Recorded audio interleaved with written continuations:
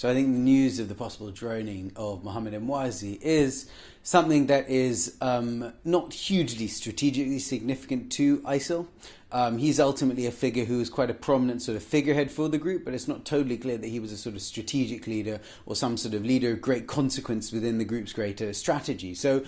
I don't think we're going to see a huge impact to ISIL as an organization with the removal of this figure. I think the interesting question is the sort of impact that this is going to have more generally on the questions around radicalization and people being drawn towards the group. Again, I don't think we're going to see a huge change there. He was a figure who was somewhat prominent within the organization, but I'm not sure that he was someone who is necessarily, whose death is going to be any more of a draw or deterrent than, frankly, the group already was.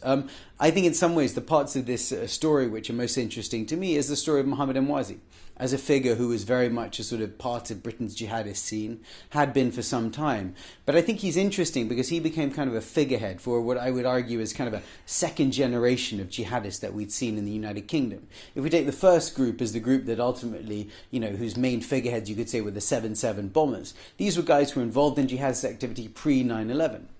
What we see with Emwazi, he was very much part of a community of people who sort of became radicalized and became involved in these groups post 9/11. And they are a group that very much were attracted to the sort of notions of global jihadism that were first espoused by al-Shabaab and more latterly by ISIL. So I think in some ways his death is interesting in showing a kind of,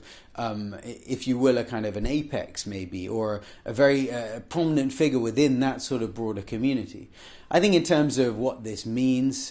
going forwards, I suspect that his death, in the same way that we've seen a number of other British and other foreign nationals targeted by, airstrikes or drone strikes, it seems as though the conflict, in particular the counter-terrorism aspect of the conflict in Syria,